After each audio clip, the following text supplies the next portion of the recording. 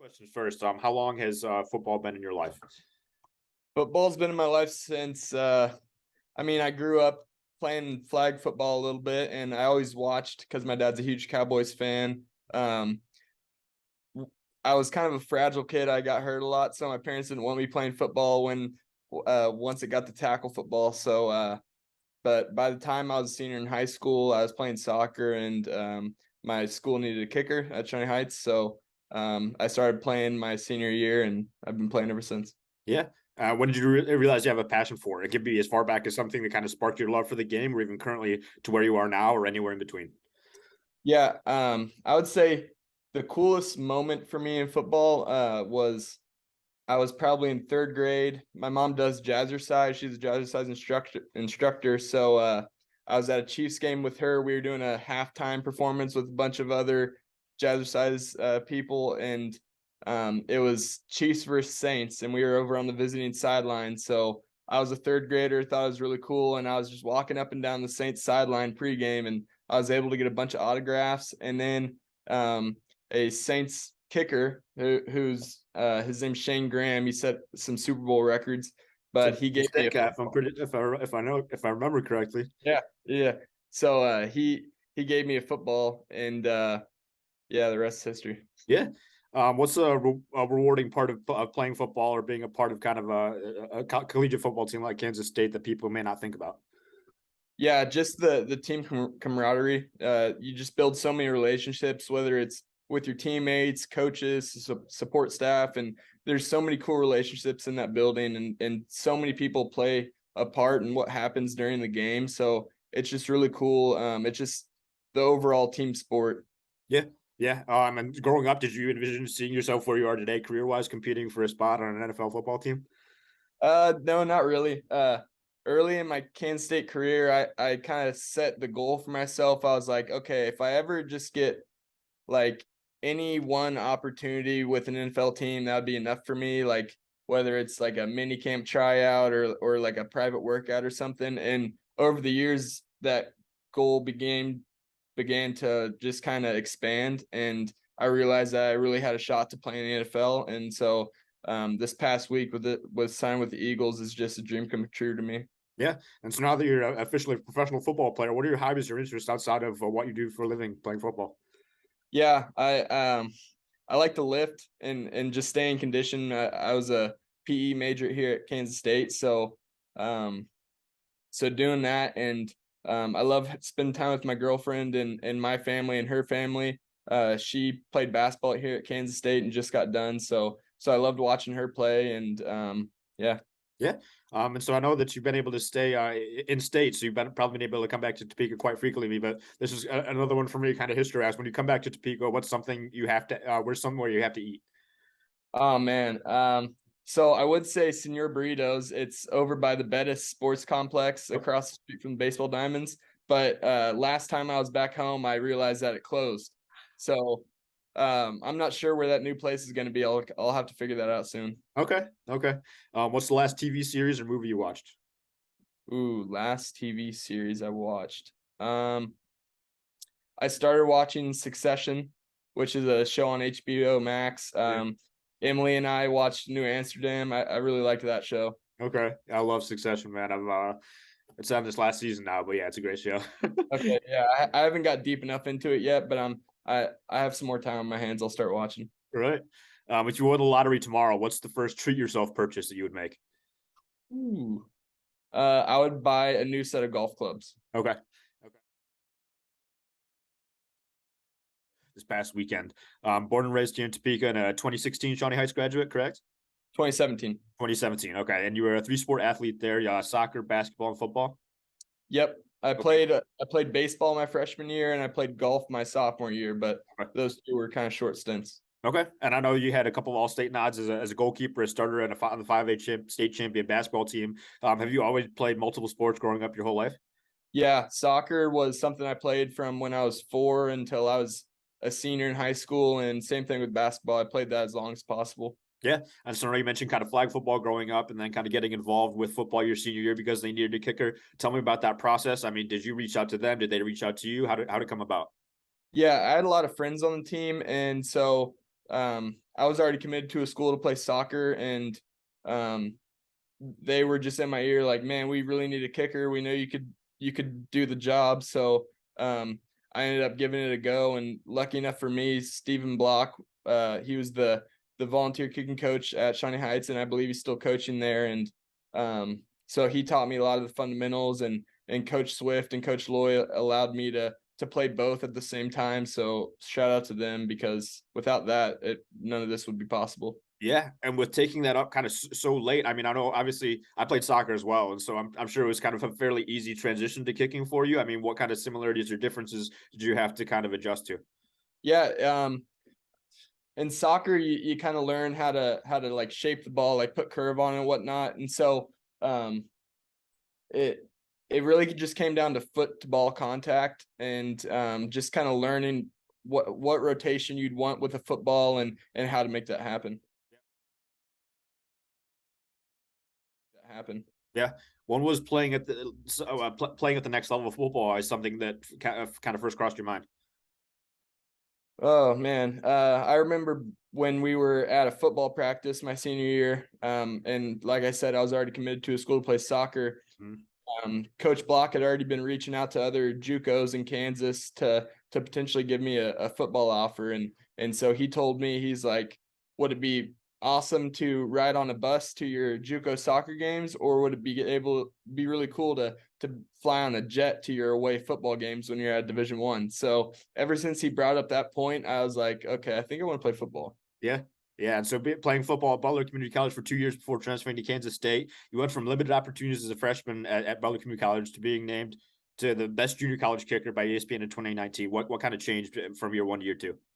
Yeah, just that first year was just a lot of learning. I didn't know much about football, just special teams wise, like the rules of the plays and whatnot, and how to be an effective player. So not being as involved on the field that freshman year, I just developed a lot. I was still kicking and punting both, and going into my sophomore year, I was able to go to Cole's kicking camp, Mhm. and I learned a lot from Jamie Cole, and really started to fall in love with the actual kicking and punting aspect of the game, and just continued to develop, and became a better player my sophomore year. Yeah. Had you always kicked and punted going back to your time at Shawnee Heights, or was that something that started when you got to college?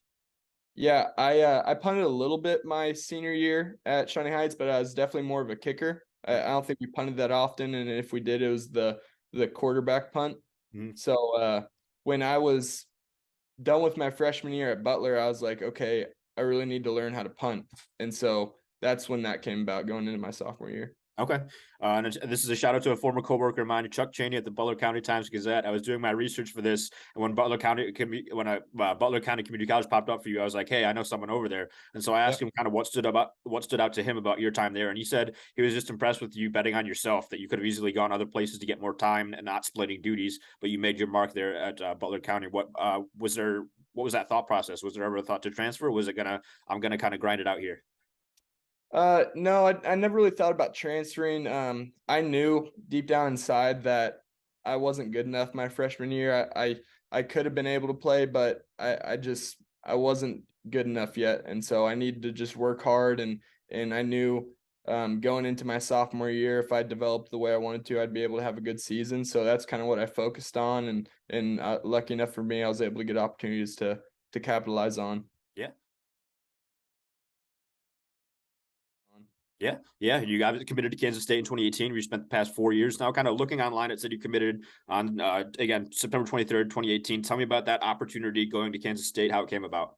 Yeah, so going into my freshman year at Butler, I was still trying to learn more about the craft, and so I came to Kansas State's kicking camp, and I was able to get connected with Taylor Bratt and Sean Snyder, and I stayed in touch with them throughout my 2 seasons at Butler. And Sean taught me so many things, and just taught me a lot about punting and kicking in general. And so early in my sophomore year, he gave me a scholarship offer, and I pretty much instantly committed to that. And from there on, it was my goal to play for him, and be a part of special teams U. Yeah, and I know once you kind of made that decision from going, you had that offer to a JUCO soccer program and made that decision to go to Butler County to play football. But making that jump from Butler to D1, how was that process different in terms of kind of finding a home right out of high school to Butler compared to making the jump to D1 football? I know you said the process was kind of quick once they offered you. So what was the process of kind of finding the right home for you? Yeah, I just remember taking my first visit to Kansas State. It was it was my sophomore season. No, actually, it was my freshman season at Butler, and I came for an unofficial visit. It was one of their non-conference games, and just the atmosphere of the game, and it. I remember taking my visit to Butler, and I was like, man, it feels like family here. Like I love that. And so when I came to Kansas State, it felt the same exact way. So from there on, I knew, and I had my former teammate Wyatt Hubert playing here at Kansas State, and so I was always talking to him, and he let me come stay with him here at K-State. And so I just knew from the start that it was my goal to play there. Yeah. So Yeah. So a kickoff specialist in 2019 for 4 games, retaining your red shirt. What was kind of that experience like? Yeah, getting a kick in D1 Stadium, bigger crowds and things like that. Yeah, it was awesome. Like I said, I learned so much from Sean. That first year, I didn't really know how it was going to go. I got invited to fall camp, and I learned a ton from Blake Lynch and Devin Ankle, who were the two starters. And I spent that season just trying to perfect my craft and just get better. And so I had a big kickoff leg. Then the coaches knew I could do that, but they also knew I had potential. And so Coach Kleinman allowed me to redshirt, and they kind of wisely chose the games I would play in so I could retain my red shirt. And that's kind of how that came about. Yeah, and similar to your jump at Butler by your second year at Kansas State, you're kicking and punting, splitting the punting duties. You can continue to grow the next couple of years as well, earning you an opportunity. We'll get to here in a second. But what will you remember about your time as a Kansas State Wildcat? Ooh, man, like I said, family. So many people that I met here that will be in my life for the rest of the time I live. And just so many great friends and people that I'm super close with. I'll forever be rooted here. And I just can't be more thankful for the opportunity I got to play here. Yeah. Yeah. I have to touch on this past season, a 2022 Ray Guys Award semifinalist, all Big 12 second team. Specifically, I wanted to talk about Big 12 title game and that game winner. 2 stops at the 1 yard line by the defense. The second one happens. What's kind of going through your mind with, any points meaning a Big 12 title for the team? Yeah. So we got the stop, and it was on the opposite end zone, so I was down the kicking net on the opposite side. And once we got the stop, like everyone started to come up to me like, you got this. And I was like, get away from me, like Yeah, right. just give me some space. Yeah. And so thankfully they let me have that space. And um I I just had to approach field with confidence and just know what I'd been doing the whole season long. I just need to go out there and do one more time, and we'd win.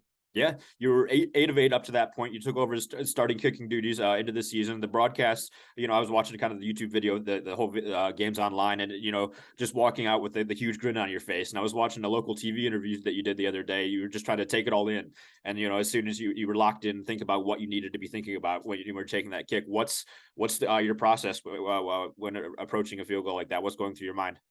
Yeah, I think every great kicker or punter, you have to have cues. So when you're taking the field, you can't be thinking of absolutely nothing, or you can't be thinking of what happens if I miss. You need to be locked into what's going to make that kick turn out the way you want it. Yeah. So I knew I needed to find where I was aimed at, and I knew that I needed to point my toe on my finish. So those were kind of two things I was locked in with, and it allowed me to not focus in on, okay, this is the game-winning kick for the Big 12 championship. It was just another kick. Yeah. Have you ever kicked a game winner in your life before? Yeah, I had kicked one at Butler my sophomore season. I went 4-4 that day, and it was a overtime win against Dodge City. Okay. Okay. And so I mean, compare the two, because a game winner is a game winner at a level. But this one goes through the uprights, you're mobbed, you're picked up by your teammates. Walk me through that moment and kind of what it meant to you. Man, it meant a lot. Just a lot of hard work paying off. It felt like a little bit of relief off our shoulders. And um, early in fall camp, I can't remember who it was that came and spoke to us, but they told us that every 10 years there's a great Kansas State team. There was the 2003 team that won the Big 12 championship.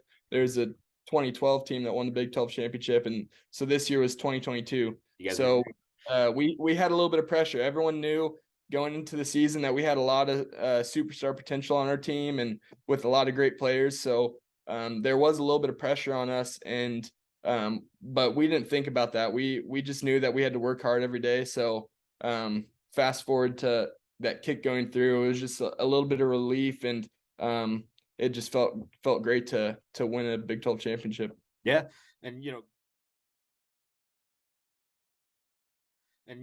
Chris Kleiman has people excited about Kansas State football. You've been around this program since he got here. Tell me about what he's brought to this program, what you've seen from him as a coach and the leader of this program. Yeah, just like you said, he's an incredible leader. He gets the best out of all of his players, and it's not just about football with him. It's about every aspect of your life, and just dominating one day at a time, doing everything you can to be the best person and player you can be. And if you do that, focus on one day at a time, then the rest will take care of itself. Yeah, it's now getting to the draft, and you signing with the Eagles shortly after. You hired an agent shortly after the season. Tell me about the time on what you've been doing since hiring that agent until the draft this past weekend. Yeah, quick shout out to my agent John Perla. He did an incredible job for me. Taught me a lot of things, and really just helped get the ball rolling since the season ended. I didn't really know how it was going to go, and I didn't hear from a lot of agents when the season ended. So for a while there, I was kind of concerned. I was like, man, I don't know who to sign with. I don't know how to find the right guy. But John kind of specifically works with specialists, kickers, punters, and snappers, and so he really knew the ins and outs of how this process goes, and he's very experienced with it. He's been doing it for 30 years.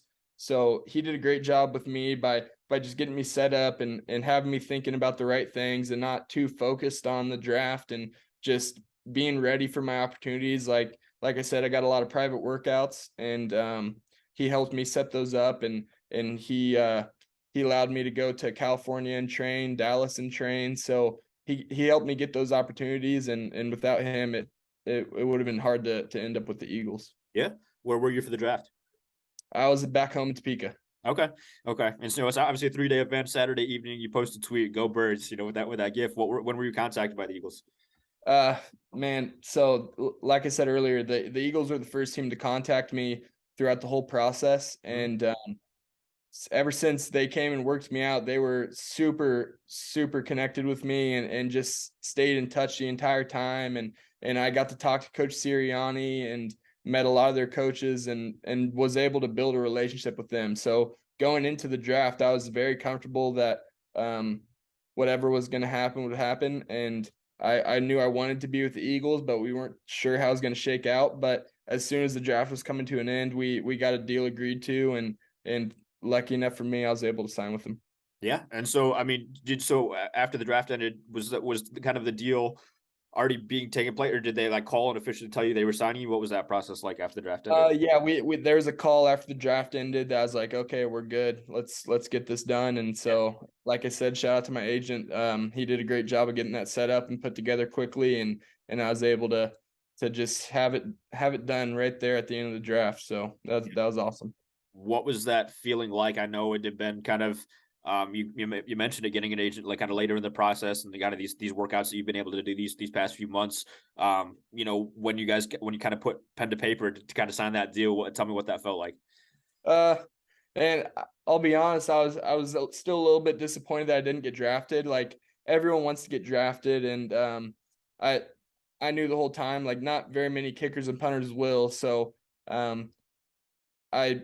I was able to kind of put that aside and just be thankful for the opportunity that I get. And now I just need to go take care of business and do what I can to get a spot on the team. Yeah, and I know, like you said, you got to work. Still some long work ahead of you. At the same time, you're in a position that not a lot of people can say they're in. How'd you guys kind of celebrate? We just kind of hung out that night. A bunch of my friends and close family members came over to the house, and we celebrated. Nothing too crazy, and now just ready to get out there on Thursday. Yeah. Um, yeah. The last couple here. So from where you started, I mean, played flag football growing up, picked up football very late. Do you think you would be kind of where you are today? Do you ever kind of just take a minute to sit? I know things are moving pretty fast for you, but have you ever taken a minute to just kind of sit back and think about where you are today? Yeah, I've had a lot of time to kind of sit back this spring with not being on the K-State football team. I've found myself like I go work out in the morning and then I have the rest of the day to do whatever I want. So I've been able to sit back and think about what this journey's been like a lot. And so just super thankful that I was able to come to K-State and capitalize on the opportunities that I got and make great relationships and be developed by great coaches. And now I get another opportunity to do the same. Yeah. It became official Saturday. You leave tomorrow. Tell me about kind of what these past 4 days have been like, and then what kind of are the immediate plans when you get over there. Yeah, it's been slow. I'm just ready to get out there. I want to get out there and I want to stay out there and work and just get as good as I can and be prepared for the season. But unfortunately, it's not how it works. Like after mini camp's over, they'll send me back to Kansas for a little bit, and then we'll have a rookie development period for about a month, and then towards the end of June and all of July, I'll be back here in Kansas, just training, ready for training camp. So. I wish I could stay out there as long as possible until the season started, but that's just not really how it works. But I'll just continue to work until then. Yes, sir. Awesome, man. Well, hey, appreciate you taking the time for me, taking the time out of your day, and yeah, hope you enjoy the journey, man. It's gonna be fun to follow you. Yeah, no problem. Thanks for having me on.